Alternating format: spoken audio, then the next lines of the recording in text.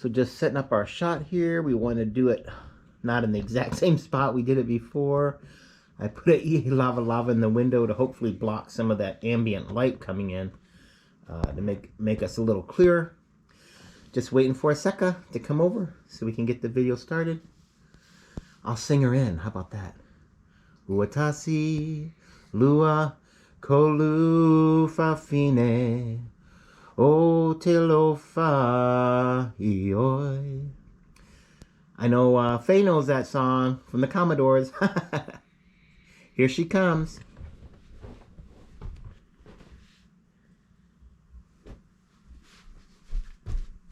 Oh, we were rolling, by the way. Okay, I'll wait till you come back.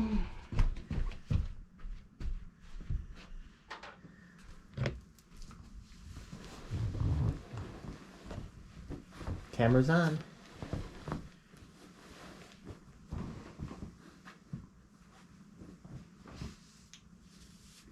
Hi everyone.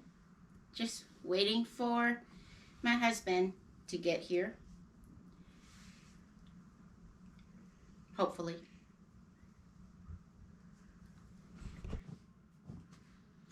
Thank you for all the comments from the last video. I know there's a few questions in there that I can only answer. So we will get to that in the middle of doing this video. So if, so far you've been patient, so let's get to it. I suppose. Danielu? Yeah, I'm coming. Ready? Hold on. Here we go. Oh, make way. Move your arm. Let me get comfortable. Okay, Mama. No, you can't have my gara. No. Okay, I'm ready. Okay, well, seeing as how he's nice and comfy,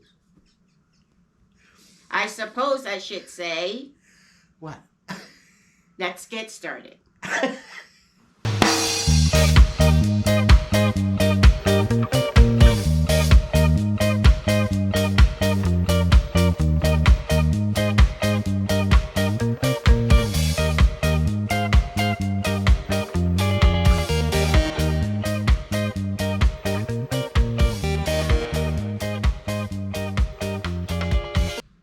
Yeah, so thank you so much, everyone, for joining us. This is technically like part 3.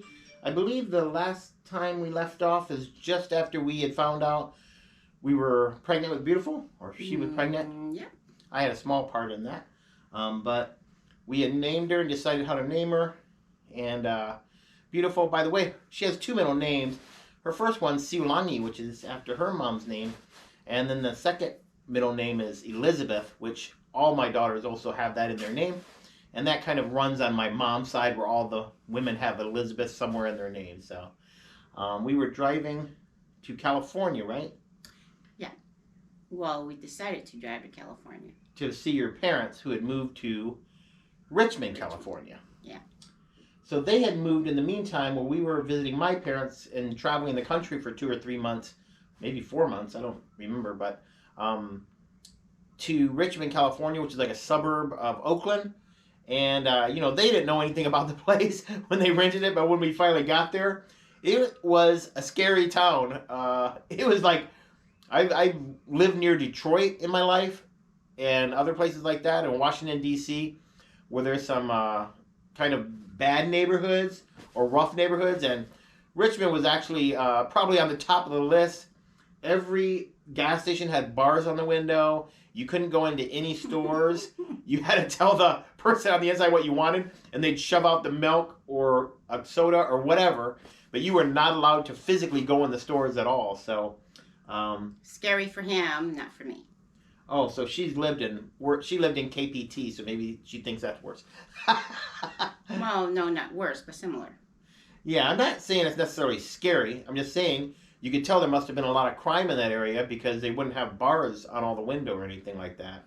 But we didn't really hear like too many shots in the night. Maybe once in a while, I think we did. It wasn't so bad for how the place looked. So yeah, there was like full washers and dryers on the side of the highway, like garbage a lot. That's kind of one thing I didn't like, but oh well, we had a place to stay. So they had rented an apartment that was above a little store owned by an Arabic guy, and his wife's name was Rosa, I think, and she was Hispanic. And I remember we stayed there and they would argue so loud at nighttime because they lived underneath us too. And sometimes you'd hear slamming and you'd hear her going, ah! Then you'd hear a bang, then you'd hear him go, ah! So they used to beat the snot out of each other at nighttime. But back then we were just like minding our own business because every day they were smiling and happy in the morning when we go down to say hi to them. So the main thing I remember there is that pretty much the parents gave up their room because she was pregnant. Everyone was so happy. Her older brother was there. Her younger sister was there. I think it was only a 2-bedroom, but they gave us the big bedroom, because they wanted her to be comfortable being pregnant. And I remember only thing we really had for entertainment was a TV, and there was no cable there, just an antenna. So all we could pick up is Univision, which is a Hispanic channel from Mexico. And so we watched a lot of soccer in Spanish. And that guy going, goal! I'm sure you've heard of that guy before.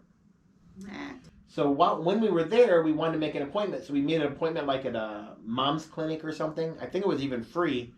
And do you remember? It was a free women's clinic. Yeah. Do you remember when they tested you? They wanted to test her to make sure she really is pregnant. So they did like a blood test. And then they asked her like... It was so awkward. It was more than that. It was blood tests for everything. Drug test, everything. And all I did was just sat there and said, okay. Like, what am I going to do? Say no? Do you remember when they took out that wheel and that calculation to see when, to tell you when the baby would be due, remember? Right. And they also told her the exact day, what they guessed was the date of conception. Do you remember that? Yeah. And what day was Beautiful supposed to be born on? Exactly on my birthday. No. No, born on, sorry. So. Born on. So you're supposed to be a New Year's baby. Yeah, they said she should be born on January 1st. And they said the date of conception was? My birthday. Yeah, so see, holding off on playing patty cake for a whole week really works, people. So if you want to get pregnant, try it. No comment. No comment. Doesn't always work. It worked that time. So nothing really significant happened there. She pretty much stayed home most of the time. I'd run out and get her whatever her cravings were, be it Arby's or whatever she wanted that day. I'd go and get that for her. And I just knew we didn't want to stay there. We wanted to find our own place, or our money was running out, so we had to move somewhere. So I still had my nurse's license back then, and we had decided we wanted to either move to Albuquerque, New Mexico, Utah, or Washington. And I might have told this story already. I don't know. I think I might have in one of the other videos, but we wound up, Washington replied first, so that's why we moved here.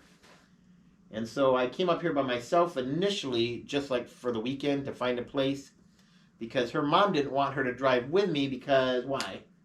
She thought it would be bad for the baby. Yeah. For a long hour stay in a car. Yeah. But I think that's just her own paranoia, nothing else. Yeah. Didn't they have like a certain Samoan massage for pregnant women too that they were talking about maybe having someone do for you? I have no idea. I remember some other things that were tradition, for when women were pregnant, but... Well, I don't know, everything is kind of awkward for me in a way because I'm very... person of space. So I'm either in the house, which I prefer, than being out and about. So, yeah, that's just me, Okay.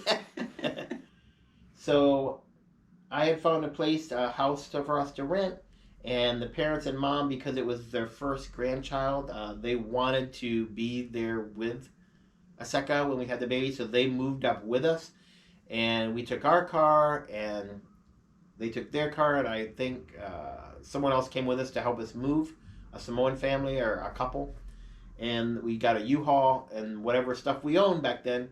We moved up here, and we rented a house, and that was many years ago, but yeah, that's how we came to Washington, and for the first, I think, maybe 6 months, including the time when Beautiful was born, the parents lived with us until they moved to a different place. I think they moved up to Seattle or something like that, Washington for a while. They don't live up in Seattle, or they didn't stay in Seattle, but that's where they had moved for the time to be closer to where he was training to be a Whaiwhaiao. Yeah. Well, he was already a Whaiwhaiao. He just didn't have the certificate or no, whatever. He just didn't have the job. Oh, right. Okay, so in Washington, I would say halfway to my last trimester, I started having, well, my cravings became much more, just harder not to have them, to be honest with you. I mean, I really, really, really needed to have them. So, I would say sorry, but then I would actually think, no, I'm not, because I want my Arby's, or I want my Mexi pizza at Taco Bell. So it's, I was carrying his child, so the least it could do is get me my food. Yeah. No matter, the mom did most of the cooking. I don't think I cooked anything while I was there. The mom, would cook everything. But even after dinner, I think that was it for the day. And she go, could you go to Taco Bell and get me a Mexi pizza? I'm like, okay, honey. Or could you go to Arby's and get me a roast beef sandwich or something? But that's fine. Yeah, you always baby and pamper mommies when they're carrying the baby.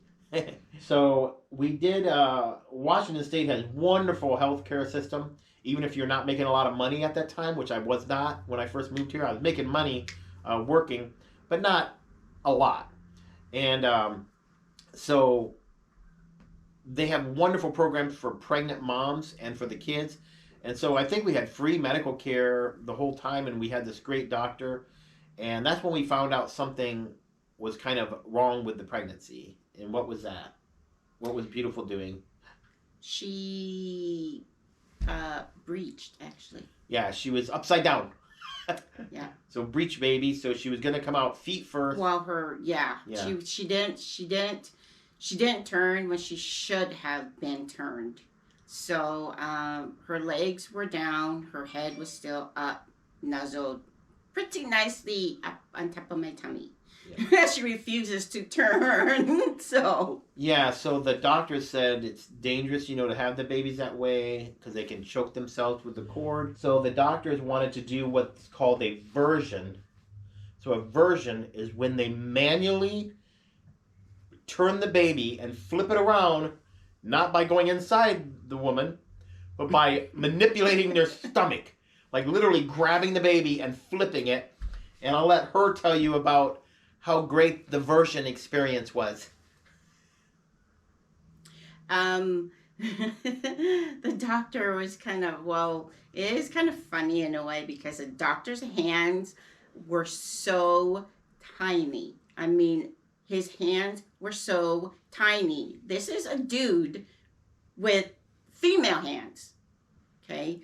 And so they were all worried. So I was hooked up to everything they could think of for emergency C-section at the same time. So as soon as he started, I just kind of zoned out, because I wanted to listen to Beautiful's heart rate at the same time, listening to what the doctors was mumbling during his fibbling and his whatever he was feeling with his hands on my tummy. But anyways, it was the most uncomfortable, painful thing I've ever had to do. And that's saying a lot. Yeah, for her. Seriously, it is saying a lot. He, I think part of it was I was really emotional that something could have happened to Beautiful. So that just kind of amped up my pain level just as much. So it was really mentally and physically, it was horrible. Yeah, I know. I think I told the story about how, she didn't feel pain with pregnancy, and she'll talk about that in a minute. Or tattoos, she falls asleep. She one time, I don't remember what it was. Remember I dropped something and you put your hand in the boiling water? And you grabbed it out? Yeah. Even to this day, What? the girls look at me and Oh, I ran over her foot with the car once? He ran over my foot with my own car. I mean, that it can't get worse than your own husband running over your foot it was not with perfect. your own car. That's another story, though. I did nothing wrong. Go. Yeah. So basically, we're skipped forward now. It was maybe a few days before our projected due date, and we really had nothing to do in the wintertime, and we decided to go out to the movies with her parents. So I think her older brother and sister stayed home, but me, her, and her parents went to see a movie. And we went and saw, what would we see at the theater? Dumb and Dumber. Dumb and Dumber. So if you've ever watched that, you know it's a pretty funny show.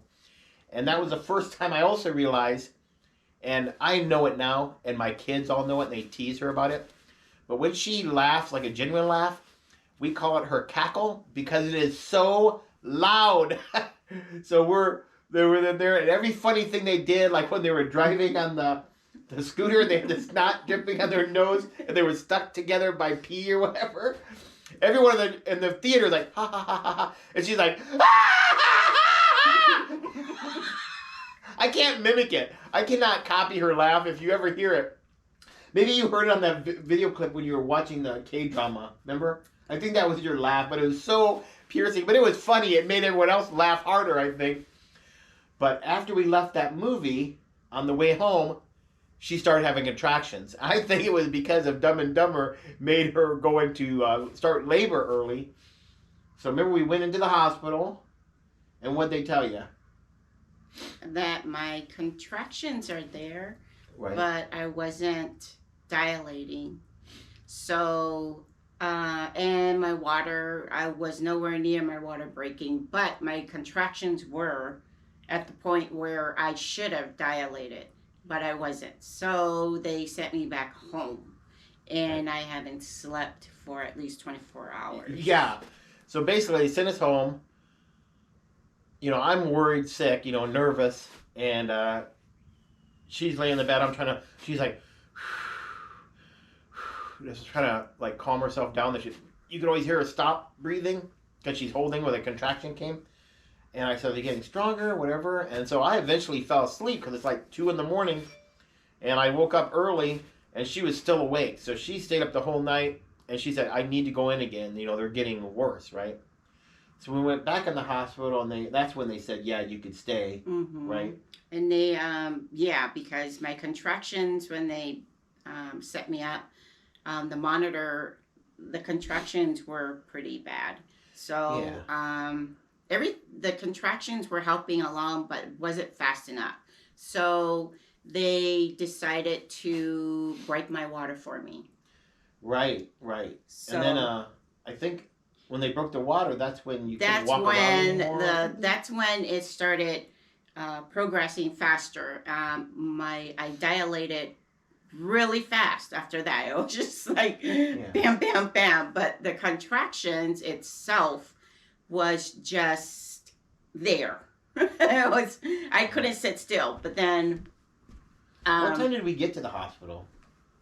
Was it like lunchtime, like noon or something? That day? When we got to the hospital. When we got to the hospital the second day, didn't we get there? The second day. It seemed like we were there for hours, like 9-10 hours, because she didn't have Beautiful till like 2:40 in the morning. They were trying to put me to sleep, but I couldn't sleep because I haven't slept. Right. I just couldn't sleep. So I think around midnight or 12:30. So around 12 at midnight or 12:30, they decided to pop my water. Right. Because I couldn't sleep. No matter how much they try to put me to sleep, I couldn't sleep. Yeah, and it's funny because as her contractions got worse and worse, which once they popped her water, stuff started getting real. Like you could tell that she was having major contractions because she stopped talking and she stopped breathing. And that's when the irritation came in because they wanted me to get into into a Something, whirlpool or something. Yeah. You're like, no. And I'm like, and I did. I actually, Oh. I just wanted to get off the bed. I just want to be off the bed. So, so I agreed to it so that I could get off the bed. So I went, and it was the worst feeling ever. It was just like irritation. It's like every touch of the water in my body just felt like I wanted to punch someone.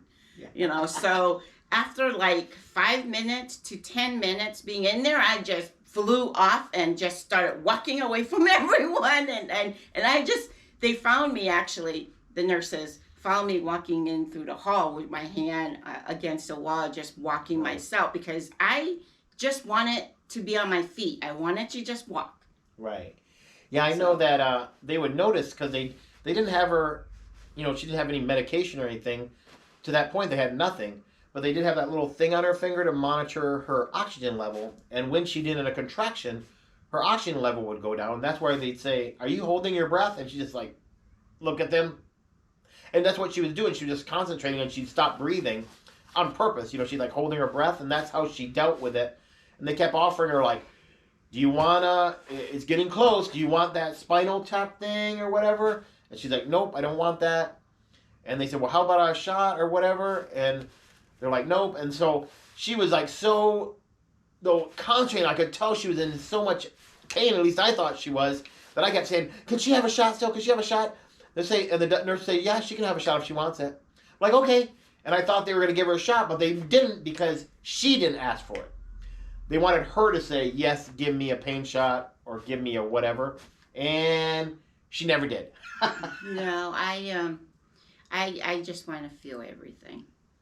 I want to feel everything regarding. She's always that way, by the way. She was in my while I was protecting her in my womb, I wanted to feel everything before she came out. Even her entrance into the world, I wanted to feel everything. Yeah. So if I was numb to it all, what's the point? I wanted her so bad for a pretty good while, and I needed that feeling. So yeah. Yeah, so when she finally got dilated to the point like, oh my gosh, she's crowning, or they're showing like that, they were like, "Dad, do you want to come around here and watch?" And I was like, "Sure, I'll watch." I wish I didn't watch. You don't like to see that place going through that metamorphosis very much. I'd rather have stood on the side and not see it. But I remember when Beautiful came out, they just jiggled her a little bit. They said it's a girl, which we had known that because the ultrasound showed that. Yeah. That it was a girl, but we forgot to talk about that. But yeah, they put her over by the warmer and cleaned her up real quick. They checked the palate to make sure they don't have a cleft palate and make sure they look healthy and they're breathing or whatever. And then they wrapped her in a warm blanket and they said, "Here, Daddy, do you want to carry the baby to Mama?" And I said, "Sure." And I remember picking her up and I said, I just whispered to her, I said, "Hi, Beautiful, I'm your daddy. I love you so much." And I gave her a kiss on the forehead. And then we gave her to Mommy. And, and she's still like crusty and bloody and stuff. And they're down there digging out placenta out of Mommy's hoochie cooch. And Mom's just not even feeling nothing. She's just like holding the baby. And like, you could just see the love. I mean, it was so, what a special moment. If you've never went through that, it's something that you'll never forget for sure. You remember holding her for the first time? Yeah. Yeah. It was so weird. At the same time, it's I don't know. It's funny because they grow up, and all I could think of is, I wish I could shrink them down and put them in my pocket. I had the right. Okay, so when I was finally clean and proper, Beautiful was nice and clean, and they did everything that they needed to do, measurements, everything, making sure that she was perfect. The everything. When they finally brought her to me, nice and pretty. Yeah, 7 pounds, 14 ounces, by the way. I know she didn't. Instead of putting her hat on, her infant hat on that they all give out to babies when they're born, they couldn't because she had a cone head. I called her cone head because her head, her baby head just kind of looked like that. It was like a crown. So they couldn't fit her hat over her head. And I will never forget that because my poor baby couldn't have wear the infant pretty little head from the hospital hat. And I was just like... She had a lot of hair too, huh? Yeah, I just kept kissing her in the head and just thinking, oh, well, maybe next time they realize to make different sizes next time for babies. I felt so bad she didn't get to wear her baby first hat because her head was too weird. It was just like, oh. Oh, gosh, that girl. Hey, at least I could, bring that up to my grandkids someday and blackmail her with it. Yeah. Hey, I'm going to get a drink of water. A second's going to keep talking to you. I'll be right back. Okay. Regarding my labor, like I said before, I wanted to feel everything, so I never had any problems with pain. I don't know, high pain tolerance, I suppose, but the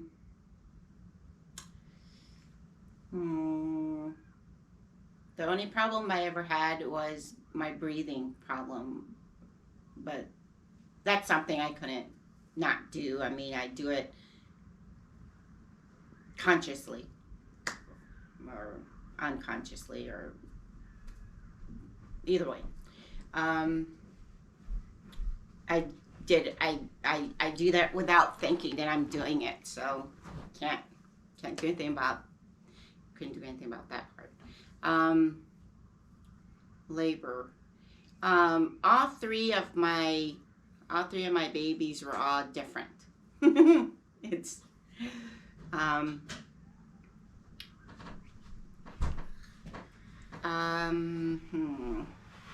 You're umming a lot over here. Well, it's hard to explain pain when I don't really comprehend it. Right. At times, That's to be honest. So it's why from another planet. It's why I fall asleep during tattoos or when he ran over my poor feet, my poor leg. Just a foot. But my poor foot.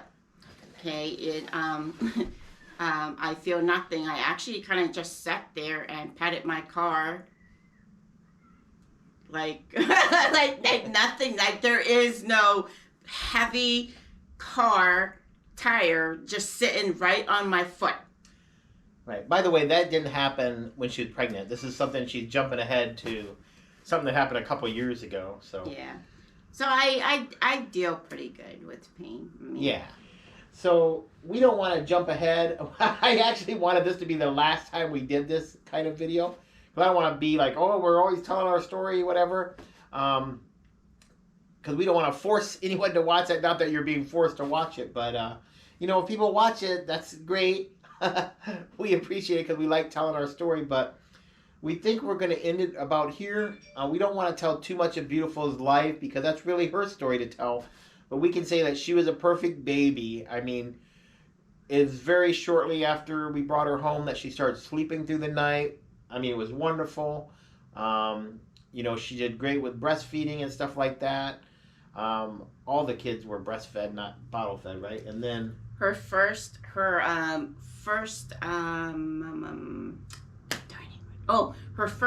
theater experience when we took her to watch a movie for the first time in a theater. Still a baby. It was such a shocking time. At least for me, it was.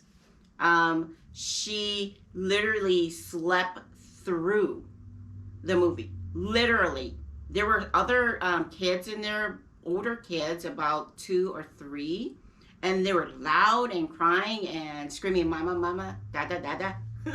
And here is Beautiful in her car seat, just zoned out. Nothing that was going on in the theater, the noises or anything, the adults laughing, making noises, didn't even make her move in the car seat. I mean, she was a pretty good baby, and I know they always tell you not to play patty cake right afterwards, and we waited the limit to whatever the time was, but we had decided we don't want to have another kid right away, so we did go on a birth control, like a shot called Depo-Provera, and we didn't want to keep on that for long because she did want to try. She wanted to have a boy next, like have a girl and a boy, and so I would say within a year we started trying again, and that's probably where we're going to end our stories, because it took us 12 years until she became pregnant with our son. And that's the part we're not going to talk about right now. We'll save that for another time, another story. But yeah, we'll talk about that. And then we'll talk about acapella and how we named her. And we'll talk about what our son's name was. And we'll talk about Silhouette a little bit and kind of summarize. And that should be our last episode. But yeah. Anything you want to say in closing, sweetie? We love you, Beautiful, by the way. You're such a great kid. And a soccer star, by the way, which she didn't get that from us. She did it all on her own. Yeah. She's a very talented child too, though. Yeah. Very musically. Yeah, she's a ham like Daddy. Yeah. She sings anywhere in front of anybody. She would sing the national anthem at sporting events, and she'd sing in talent shows when she was a little from preschool up to high school. She's always singing and never ashamed or afraid to do it in front of people. She's always a ham, kind of like Daddy, which I'm not ashamed to do stuff in front of people either. But what a great kid, and she was a great. And we'll also tell you about when she found out that Mommy was pregnant again. She was 12 years old, right? 12 years. And we'll tell you about that reaction next time. I look forward to telling you all about it. Thank you so much for watching, everyone. We're excited. Probably do the next one in a couple weeks. The next time I have like a weekday off when the kids aren't home. And anything you want to say in closing? Yeah. Thank you, everyone, for everything. Comments, the questions, even. I do love the questions. It is pretty funny at times. I mean, I know, answering them, but at the same time, I answer them in here, and it just cracks me up with my answer because, I sometimes am pretty blunt, and things that come out of my mouth at times I can't, I don't filter it. Yeah. And again, if that comes out during a video time, I apologize ahead if that ever does happen, which it did a few times. All right. So, well, much aloha from us to you, and we're ending it maybe on a kiss. Mwah. All right, everyone. We'll see you next video. Or should I keep it running? Oh, honey. This is for my OnlyFans, or what's it called? OnlyFans. All right, love you guys. Until next time, peace.